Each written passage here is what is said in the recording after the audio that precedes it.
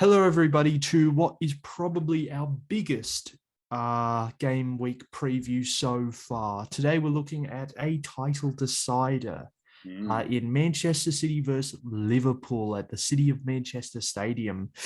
Well, let's get straight into this one because we've got limited time, but this is a big one and we want to get as much in it as possible. So, Matt, what lead us in? Why is this match so important? Well, this match is very important. This match will essentially decide the fate of the Premier League this season. So we look at the ladder, the top of the ladder. Man City and Liverpool are separated by just one singular point, right?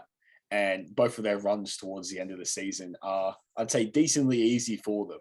They've only got maybe a couple teams where they could sort of drop points. And Liverpool will play a couple other decently high teams in the top eight. And I think Man City has a sort of an easier run towards the final.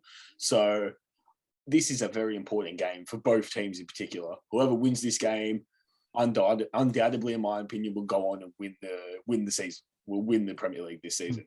One of a very notable stat that I find baffling is that since November 2015, Klopp has not won at the Etihad. Since November 2015, he's managed to steer Liverpool. He's not managed to steer Liverpool to a Premier League victory at the Etihad. So he's either drawn or lost at the Etihad. And since November 2015. Yeah, and that's concerning because, I mean, as you said, a Man City victory would wrap up the league, but a draw would also be in Man City's favour. So a draw isn't good enough for Liverpool because, as you said, Man City have an easier run. I actually think it's a much easier run than Liverpool's. Oh, it's definitely an easier run. So I think that if they don't win here, Liverpool will not surpass Man City's point tally because I don't think Man City drops points in these last few games other than this game coming. So I think a win is necessary, and that stat is probably unfortunate for Liverpool and one they're going to have to reverse to have any chance. But let's get into the team lineups and we will figure out why a Liverpool victory is not all that implausible and why this might be the chance to get it done. So if that said, let's start with, I think the most interesting news comes with the Man City lineup, and I think that's where we'll start. So the major injury, the one that is on everyone's mind, is Ruben Diaz. He's been out for a couple of games, and he's going to be out for this one as well, as confirmed by Pep, and he is a massive loss for them. Oh, definitely. He's undoubtedly their best centre half, so it's going to be a struggle for them to find a replacement. Oh, I wouldn't really say a struggle that much. I mean, they've got options. They've got Stones. They've got Ake. They've got a couple guys that can play in that particular area.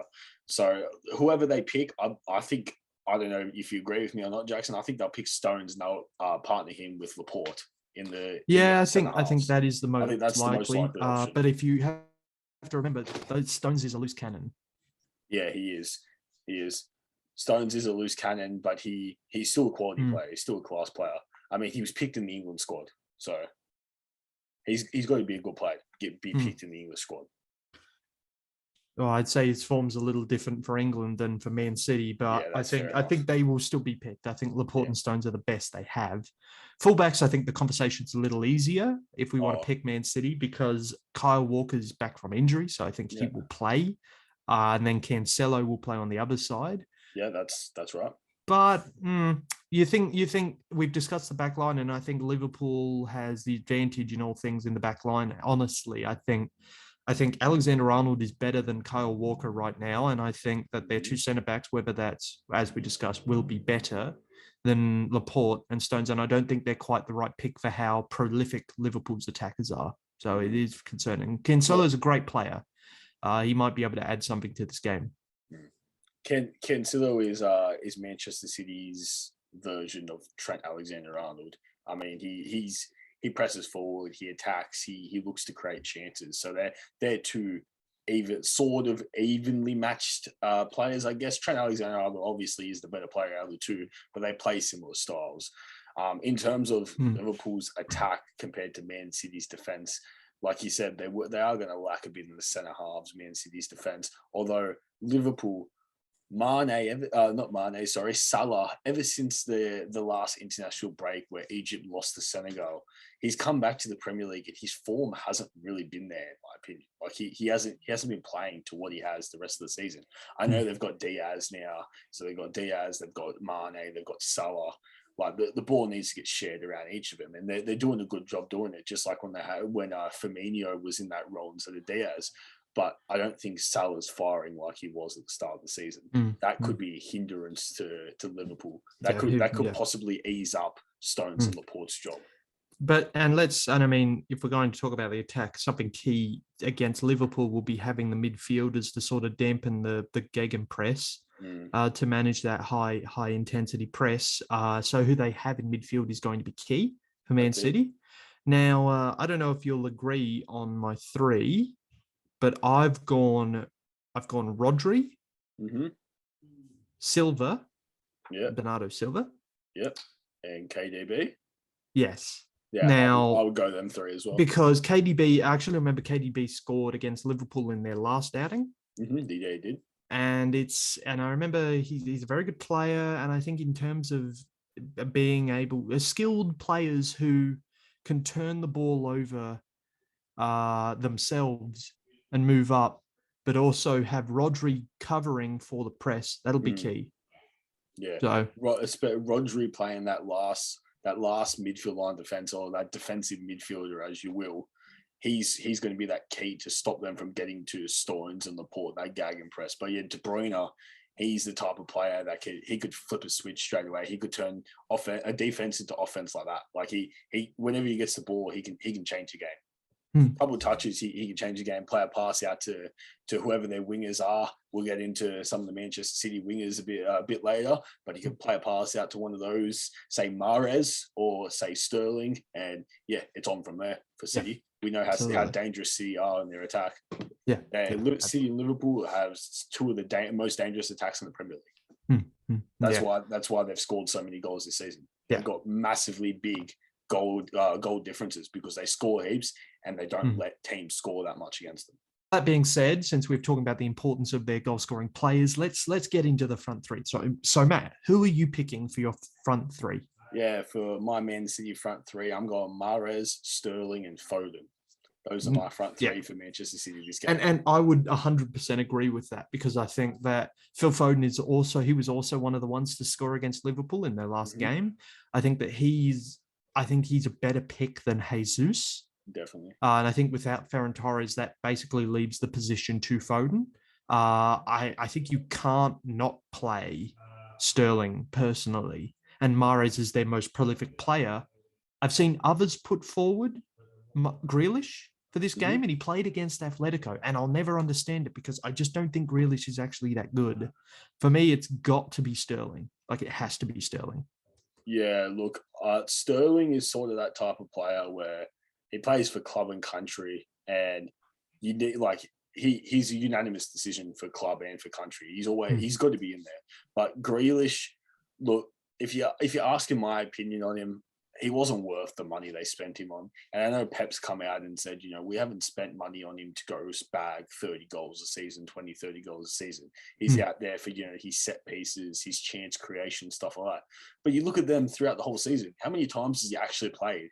How many times has he actually created chances? I'd say he's played less than 10 games of the season.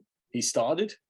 So make of it what you will, but Grealish, for me, the move to Man City wasn't the best decision from him. But yeah, I don't see him getting into the lineup this week. I think they will feel a pressure to play him, but I don't think it's the right pick. No. So let's move on quickly to the Liverpool lineup, which they don't have any major injuries really, so it's a pretty straight shoot. So I'll just go straight with my back line, which I think most people could predict. The only difference would be one of the centre backs. So Alexander-Arnold, Robertson, and then for me, Van Dijk and Matip. Yeah, I'd literally go the exact same lineup. Yeah. I think some people would say Konate, maybe instead of Matip.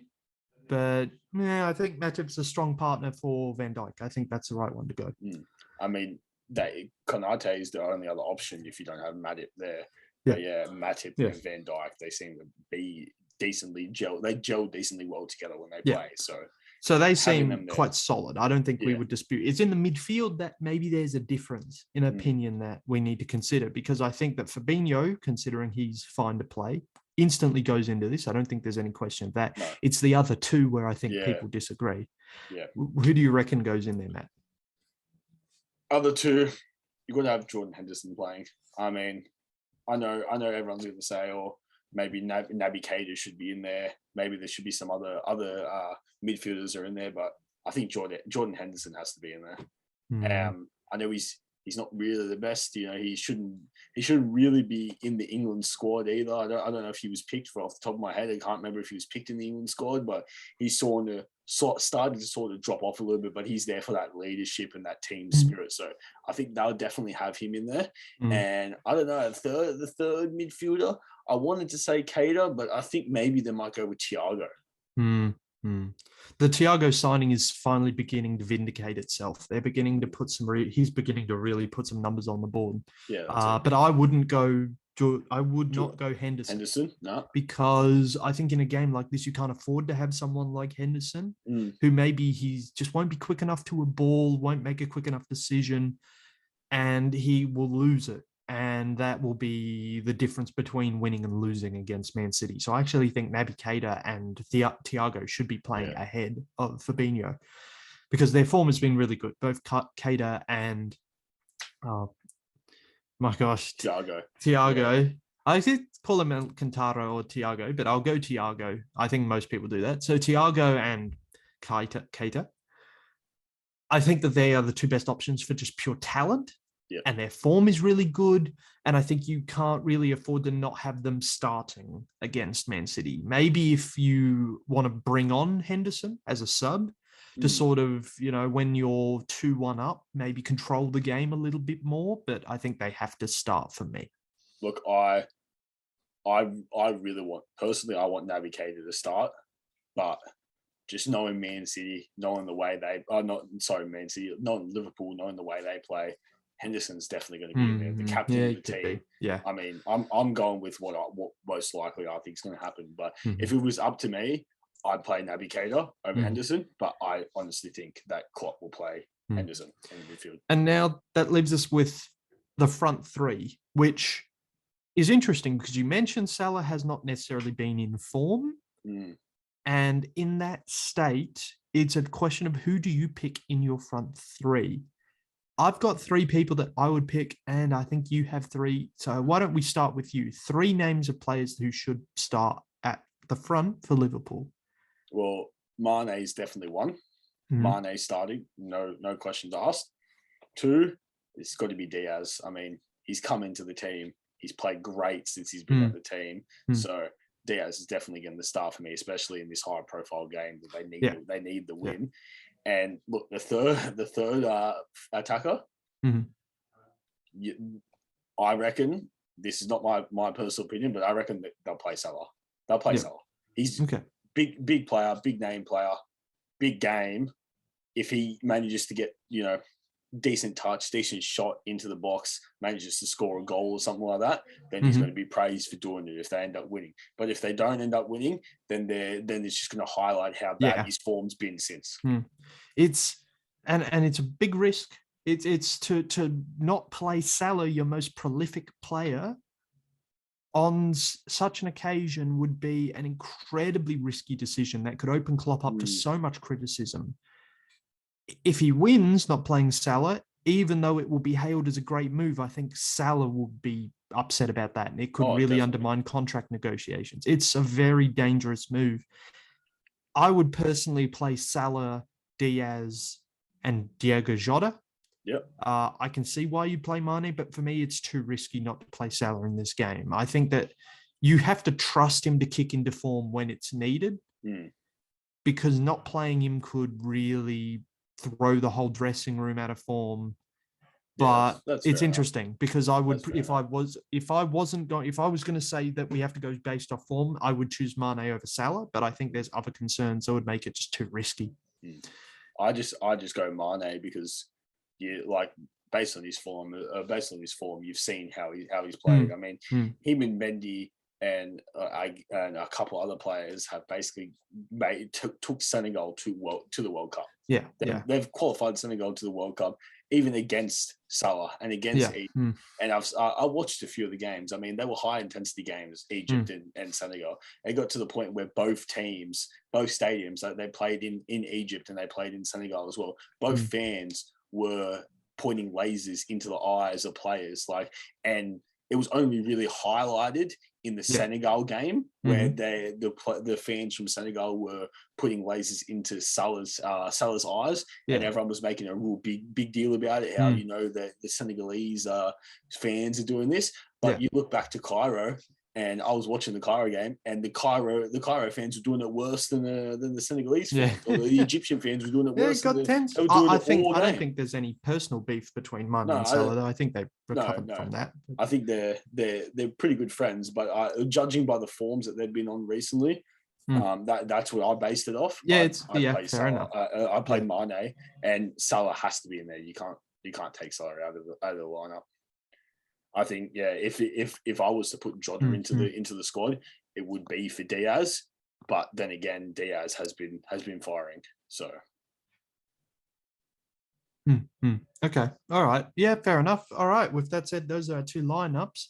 Let's go into predictions quickly and then we'll wrap up. I think I'll go first then and say, based off what I just saw there, I'm probably going to say, I think a draw is honestly the likeliest result. I think it's going to be a high-scoring game. I'm going to say 3-3. Why have you done this to me? Why have you done this to me, Jackson? I'm going for a draw as well.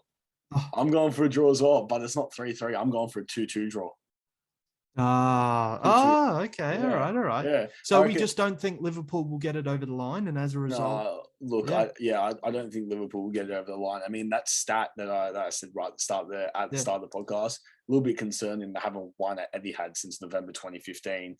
I think Guardiola's got that number over Klopp, just that number, that slight little edge over him, and I guess with Diaz out, it is a little bit of an impact to Man City's lineup. But then you look at Guardiola, you look at the tactical genius that he is compared to Klopp. I mean, he's probably got scenarios mapped out for every possible injury, every possible send off, red card.